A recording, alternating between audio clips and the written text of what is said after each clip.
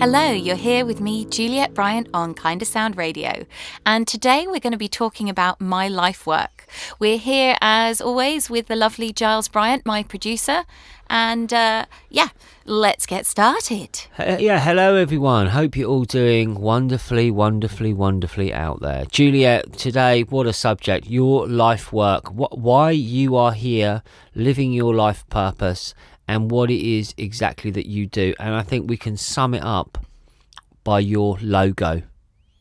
Let delicious food be your medicine. And I think when we start really looking at this was a statement that was said by a Greek physician, Hippocrates, in 400 BC. And he said, "Let food be thy medicine and medicine be thy food." And what's really interesting about this is part of the Hippocratic Oath that doctors take. And when you look at the actual translation of the Hippocratic Oath, it says, "I will apply dietetic and lifestyle measures to help the sick to the best of my abilities and judgment, and I will protect them from harm and injustice." Wow. That is powerful.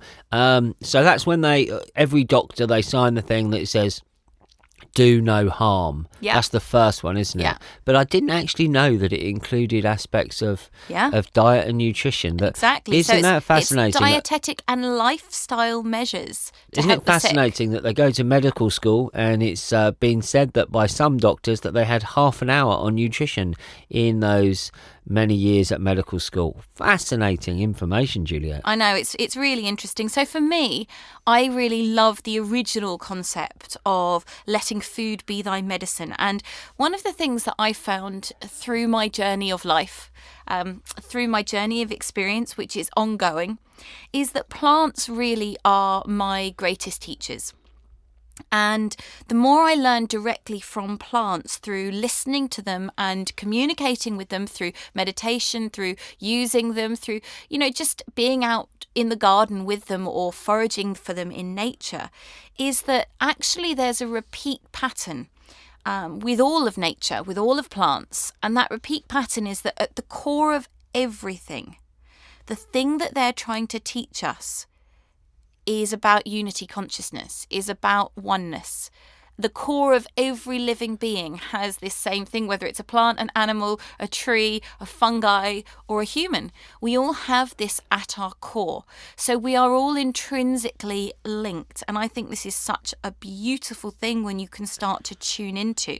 Now, of course, we all have differences. We all have the uniqueness to us as well. This is the core of our being. So plants have different profiles. They have different looking flowers. They work in different ways. They have different vibrational qualities to them, just as we do as humans, just as sound does. And it's tuning into the plant on all these different levels. And this is what I do with people: tune in on all of these different levels, the physical, mental, emotional, and spiritual, that deeper aspect of our being. And I think that is really such a beautiful thing. Juliette, just made me think about the second part of that famous statement by Hippocrates: "Let food be thy medicine and medicine be thy food." Yeah. And I think that really is linking into what you've just said there. It's that taking in these things, or being aware of these things, is that medicine, that ultimate unity consciousness. What a beautiful perspective that is, as well as the macro and micronutrients that they bring and their beauty, but just they're all guiding us into oneness. Beautiful, Juliette. Thank you. So it's, for me, what I love to do with people, and I've had a busy week this week teaching people, doing lots of talks at different events, and doing one-to-one consultations in my mentorship group. In all of these different things, what I want to do is guide people back to their connection with the earth, and through that connection with the earth, we connect with ourselves, because as I said, we are all part of this unity consciousness. So it's that returning to the earth, the returning to growing our own things, the returning to using food, connecting with food as a medicine, that returns us back into ourselves, and we start to listen to our own bodies. Because I think this is a really big thing for society, is that from a very young age we're programmed not to listen to what our body needs. And I was working with someone, a lovely person this week, and she said, I've become so disconnected from my body and what my body needs, and I'm really good at being intuitive for others, but I don't know what my body is saying. And so through the one-to-one work I do, I help to guide her into herself so she could listen to her body. And it's such a beautiful thing when we can all start to do this, because we all have this ability to listen to our body. As I said, we've just been programmed out of it. It's like a radio dial, and that radio receiver has just been moved so it's fuzzy, but it's very easy just to shift it back into focus so you can hear. Juliette, do you think that the lifestyle that most people have and the disconnection with growing their own food, for foraging, being in nature, but also possibly because of the consumption of pesticides and herbicides and artificial colorants and flavourings, preservatives, etc. Do you think that has disconnected people from their ability to do what is natural? Totally. Yeah, the more foreign objects you put in your body, the less connected you're going to be to listening. That might have come out a little bit wrong in its in its expression there. So what I mean by that is, if you're putting, we need a little bit of a translation of that, please, Juliette. If you're putting in these artificial substances into your body that aren't natural, that's what I mean by foreign substances, foreign objects. It's not natural to your body, to the environment, and this is what is so key, that we get closer back to what we should be eating, which is whole foods in their natural form and organic where possible. Foraged, wildcrafted, this is how we should be eating. Local, definitely.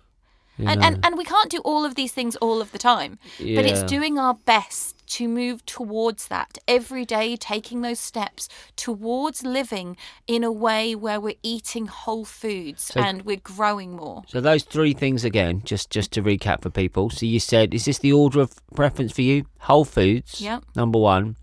Number 2, organic. And number 3 is local. Yeah. Is that local what you say? And foraged, that they kind of come together. Local, foraged, but food. just from things your, from your local environment. Yeah, having things from your local environment. Because that's one thing that I've noticed so often, and it's such a powerful lesson, is that very often the plants that we need are right there on our doorstep. The medicine that we need is right there for us, waiting, usually in plain sight, but we just don't realise. And that is such a beautiful thing, that the earth is providing us with these solutions. The earth is providing us with the answers to our problems. Fascinating, Juliette. So can you give me an example of that when you were living in London? I'm just going to test her here, because we do live in a reasonably rural environment with loads of plants. When you were living in London, when we were in London recently, okay, I'm putting you on the spot. We lived in Leighton. Don't know, those of you, East London, very heavily urban. We lived in London for a while. We were there. So tell us a plant that you found that was part of your medicine in the heart of that urban jungle. I can't think specifically, but there are lots of plants. So yarrow was growing quite commonly there. Oregano you can find quite often wild there. Plantain is one of the best ones that you can find in urban environments. And plantain can be a plaster. A very good natural antiseptic. Great to put on cuts and bruises and burns. Really good if you've had sore feet. So if you are walking around London and your feet hurt a bit, plantain usually grows up in the cracks of the pavement, areas like that. And you can put a leaf in your shoe. And the Roman soldiers used to do that. In fact, they'd put leaves in their shoes to help weary feet. Julia, I saw lots of things in the cracks in Leighton. I don't know if I saw any plantain, but maybe we did. There was the little park there, wasn't there? Yep. Chickweed. Chickweed can grow in the cracks. Isn't that for the chickens? No, chickweed is a really nutritious, delicious food. It's a bit like a salad, very high in a lot of different nutrients. So there's a lot of things. One of the things you can find in most environments are the elder trees. They grow on the side of roads. Also hawthorn and roses. In a lot of places, even urban areas, you can find these things in local parks.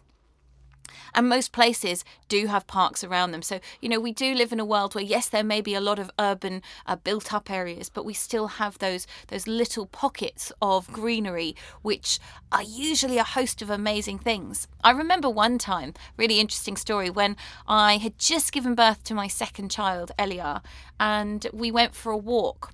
And we found this wasteland. It was this kind of little bit that was tucked away, and it was just a disused kind of lot. And there was kind of hardcore on it.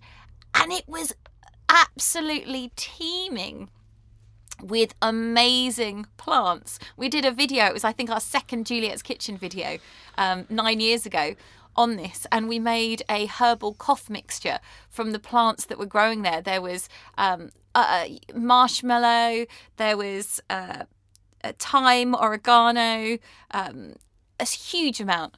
I think was there some hollyhocks there as well. I think there might have been might hollyhocks. Be some hollyhocks, some wild roses. Check the video out on YouTube. I think you probably made about 150, 200 food-based videos, haven't you, on YouTube? There's so much there that you've done. And have a those look were at on that the WHP Wellbeing. Subscribe, please. WHP Wellbeing. Thanks, or little my plug there. one, which is Juliette's Kitchen. That's a newer one, so that doesn't have these older videos on, but that's got all my newer content as well. So do check that out. So yeah, it's so exciting for me that in any environment you can find plants growing that are going to support you. And I just think that when you're telling that story, it was kind of mid to late October. I remember it was very cold at the time, and it was that change of season, wasn't it? Yeah. When people often need more support for the cough, the cold, the respiratory, the quote flu-like symptoms. Exactly. And what do you have around you, as you've just described there, Juliette? Often the plants, if you have the knowledge of what they are, and of course, as you're saying, natural is best, but let's just remind people there are natural substances out there that are lethal and toxic. We have to have a bit of knowledge, don't we, about what plants are the right ones for us to have. Yeah, and it's always important if you are out foraging to cross-reference. And Richard Mabey has a great book, Food for Free, and that's been many foragers' companion as they go out walking. And now there's, apps on your phone. There's so many different ways that you can cross-reference the plants that are out there. But what I'd say is, find a few simple ones, like rose hips, like your hawthorn berries, like your elderberries, and start with those. And don't try and start with lots and lots of things. Get a few that you've seen in the books, you've seen pictures of online, pick them and then go and cross-reference them again to make sure it's the right thing. I think a hollyhock, Juliette, I don't think you can go wrong with a hollyhock, can you? Long, tall, old stem, beautiful flowers, and you'll still find them, as we broadcast now in the UK, you'll still find them in flower. They're in our garden. What would you say, Juliette? Just put it in some hot water. Put it in some hot water and make a nice tea. Maybe a little bit of rosemary or thyme with there. Yeah, definitely, and that's great for it's cough. going to soothe your throat right away. One of the things that I think is really important, as I was saying, we can work with plants in different ways, and we don't just have to work with them physically. So the other day I was guiding a group of people in a talk to connect with the essence of rosemary. Now, they didn't have rosemary in front of them, but what they did, what I guided them through doing, which would be lovely to do with you all right now, is a little meditation to connect with the energy of the plants. So I want you to hold in your mind now rosemary. And most people have seen rosemary or smelt it. So I want you just to hold that energy and take a deep breath in and invite the energy and the smell of rosemary to come into your being. Breathing in deeply as if you've got a rosemary plant in front of you and you're breathing in the energy of that plant. And I want you to feel that plant in your being and ask it to guide you in this meditation, to guide you to connect with it. And I want you to ask this plant how it works on a physical level for you. So you may get a sensation in your physical body, you may get a thought or a word or a feeling. Nothing may come, and that's okay too. What we're doing is inviting the essence of rosemary into our being.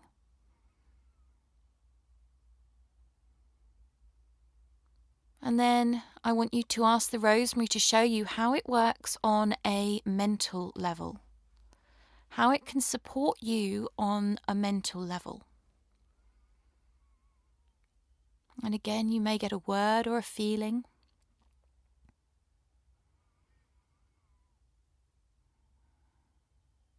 And then we call on rosemary to show us how it works on an emotional level for us.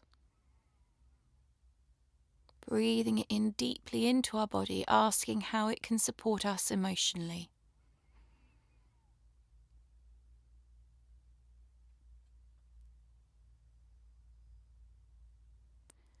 And then asking the rosemary to guide us into how it can support us spiritually. And breathing deeply into that plant, deeply into your being. And then asking the rosemary if it has any message it would like to give you in this moment.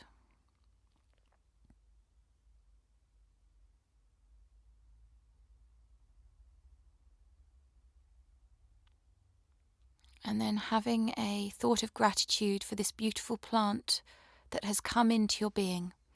Sending gratitude to the rosemary plant and to the whole plant kingdom. Giving gratitude to yourself for tuning in. And knowing that you can do this with any different plant. So for me, when I breathed in the rosemary on a physical level, I got breath. I got opening up of breath. And on an emotional level, I got renewing and energy. On a mental level, I got bringing me peace of mind. And on a spiritual level, I got purification and protection. Those were the words that came to me just then as I did it. And they can vary each time you do it slightly. But what I love doing is getting people to start doing this with plants. Create a little journal so that you can actually start creating a profile of how plants can work for you. It's a beautiful tool there, Juliette. A really wonderful thing. Yeah, and how one plant can benefit us so much is an extraordinary thing. And it made me think about our own home here. How when you come into the back of our house, you're greeted with a beautiful rosemary plant straight away, and as you come round, as you go up towards my yoga deck, there's another rosemary plant, and as you come in towards the studio where we're recording, just outside there's a rosemary plant. Yeah. By our front door, it's a beautiful rosemary plant. In the herb garden, you've got a wonderful rosemary plant. Yeah. In the herb bed to the side, another wonderful rosemary plant. God, you must be saying you people like rosemary. I love rosemary. Well, for me, it was physically helping my cough. Yeah. And it was mentally helping me with clarity, emotionally helping me with peace, and spiritually helping me with protection and knowing that I am that oneness. Beautiful. And I thought, wow, what a useful plant that is. A real gift, I think, there, Juliette, sharing such a fantastic tool with people. And I think, what that meditation shows you is that every plant has a personality, a soul, just like we do. And so when we do a meditation like that, we meet the soul, the personality, the vibration of that plant. And for one person, rosemary might work in one way, for another in a different way, because we all resonate on different frequencies. It's going to have an overarching generalization of how it works, but the intricacies of that will be unique to you in your time. And also it can change over time, which I think is such a wonderful thing. So this is in the moment, how it wants to connect with you and work. And I think that as we tune in, what happens is the kind of beingness of the plant starts to ripple through all of your body and all of your physical actions. So, Julia, on your business card, it says that you're a nutritional consultant, an author, a superfood chef, and an international presenter. I think we're going to have to add another thing on there, if at all, or we just maybe make you a new business card. Mm-hmm. I'm going to say Juliette Bryant, plant medicine woman. Yeah, I've been feeling the shift. Plant medicine woman, and I can see her in one of those grass skirts with a coconut brassiere, and around her neck, lots of plants and flowers and herbs.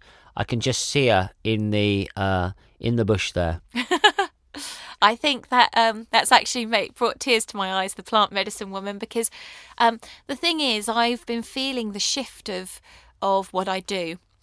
And labels, labels are such a tricky thing, aren't they? Yes. Well, it's like boxing us into this thing of like nutritional consultant, author, superfood chef. And yes, I am all those things, but I am also a lot more than that. Ooh. And the work that I do with people is to connect them into the wisdom of the plants, the wisdom of their selves, the wisdom of the earth. And I'm doing this all the time. It's like the principle of the Native American or other cultures as well, but the principle of the medicine wheel. And you step into the medicine wheel, and that's where the medicine is. And the medicine is ultimately, as you said, it's that oneness consciousness that the plants can lead us on, as well as their incredible benefits for all around health. I mean, it's absolutely astonishing. One thing I just wanted to talk about, Juliette, just came to my mind. You said there that plants have a soul. That's quite an interesting theological concept. Of course, that wonderful song that I wrote, it was the B-side to Peace on Your Plate, Live in Harmony.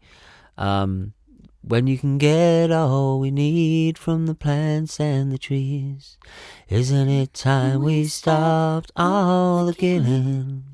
An animal has a soul, let's choose a kinder role and live in harmony with our surroundings. So we're not meat eaters here, we're not killing animals, but what about the plants? If a plant has a soul, what about harvesting the plant? What about the suffering that we cause to the plant kingdom in the harvest? I just wanted to bring that up. I know it's something often levelled at the vegans. Well, you're killing plants. I mean, how do you feel about that? Yeah, so that is a very good question. And I think, sometimes when I go and pick something off a tree, I do have that moment of going, oh, God, it does, I do feel it. But what I have learnt from tuning into the plants is that we're there to support each other. So plants grow back, their leaves can grow back. We're not taking all of the plant and chopping it down harshly. And one of the things I do when I'm picking plants that I've grown or food or medicine from around my environment is I thank the plant as I'm taking it. And this was done, for meat in the ancient traditions as well, for animals. When people went out and killed a deer, they would give thanks to the spirit of the deer, and they would use all of it, and they would really connect into that. And I think that is the essence of it. It's having this thought of gratitude, and one day our bodies will return to the earth and nurture the earth. And for me, once a month I go out on the earth and I sit on the earth, and I allow my menstrual blood to flow into the earth to recharge the earth as well. We're giving back to the earth as much as we're taking. That's how we should have this cycle. And we live in a world where we're not doing that a lot. And we can't always do that, but we have to have, I think, as much consciousness around it. I think that's the key, to be conscious and to be aware and to do things with reverence and grace and gratitude, foremost gratitude. Yeah, certainly. And we're not judgmental here. I mean, whatever you're eating, it's just about that gratitude, isn't it, Exactly. Juliette? Just to be grateful that you've got some food. But I think bringing a bit more consciousness into it is a lovely thing. A nice answer there, Juliette. Just wanted to put that out there. So when we when I look at the work I'm doing with people, going into it more, to give you a taster, a lot of the work is around showing people, giving people tools to show them how to make healthy food, showing them how to go out and forage and make their own medicine chest for their home. And it's about giving people that basic awareness. So, for example, I have a mentorship program which I run. It's a 12-week program that runs throughout the year. And I do this as a one-to-one or a group program. And in this, each week we look at a different plant, we profile a different plant, and we meditate with it, we tune into it, and we really connect to that, so that people can start to develop their own toolkit for their health and their family's health and the wider community around them. And this is the key. It's that what I really feel it is, it's remembering the ancient ways of plants. And by doing this, we awaken long forgotten aspects of ourselves. And through awakening these hidden aspects of ourselves, these long forgotten parts of our beings, we can start to do some really deep inner healing. We can go through these layers of space and move forward and truly evolve with wisdom and clarity, because we are really accessing that knowledge of our ancestors, the knowledge from the past, of the plants, of connection to the earth, and we're combining it with where we are now in life. We're not going back 100, 200, 300 years, whatever it may be. We're not living in that reality, but it's bringing forward that wisdom into this space now, into this time, to truly incarnate into our beings so that we can live closer to the earth. And that doesn't mean we can't have nice things and we can't, live in comfort. It doesn't mean we have to live out in a straw bale with no heating, but it means integrating those amazing things, like how to make hollyhock cough mixture, like how to use the rosemary and work with sage. It's how to grow things in a permaculture style so that we're giving back to the earth as we're taking. It's all these things we integrate into this space now.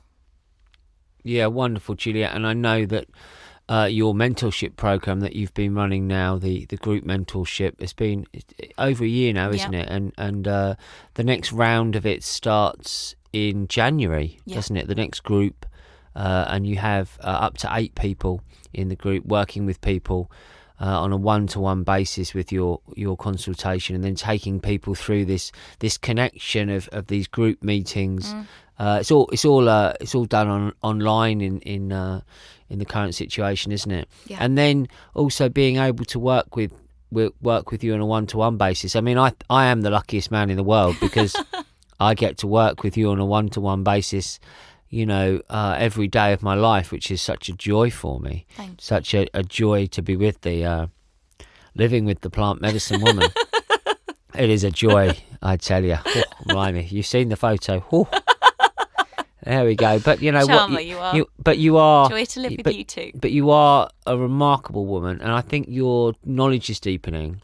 I think your ability to help people is really increasing. And one of the things that I suppose that we found with the situation, we're just dealing with it as we are. I mean, for over 10 years, we've been out and about, haven't we? Yeah. If not every weekend. I mean, we've just been sometimes, Saturday work, summer. We've just been literally all over the world, sharing the message. And as things have moved into this more online space, I know you've done some fantastic talks, haven't you? And they're really getting out there for people to be able to connect to. And I think one of the things is, you make the most of the situation that you're in that current space. And that is a great benefit of it all, that, I've been stiller in my being, so I've had more time and space to connect with the plants, which then deepens my own healing journey for myself, and that I can help other people process through. And I can work with people all around the world, because we do have the amazing internet. So there are positives to these things. And I think a lot of people through this whole recent situation have found that stillness has been a really great benefit. Obviously, there's been a lot of negative sides for people as well, but if we can focus on those positives and that connection to the earth, which has really increased with people. Yeah, absolutely, Juliette. That's a really wonderful way to look at it, and we have to, don't we? We have to really try and see the positives, to get into that earth connection, to learn, to maybe check out some of the videos. I know there's a number of people who've gone down the Juliette's kitchen rabbit hole. They started watching one episode, and then another one popped up, and you can travel the world with Juliette, learning about all these things. We had some great videos we did in India, in America. Amazing things. So there's a lot out there, a lot of content out there, a lot of talks that I do. Do connect with me on my website, JulietteBryant.com, and you can see videos and links to YouTube and all of that jazz. So have an amazing time, and I'd love to hear from any of you how you connect with plants and what really resonates with you, what you got from the meditation, and what your favourite plant is to work with. Well, thanks, Juliette. Take care. Kind of sound, tuning in for change.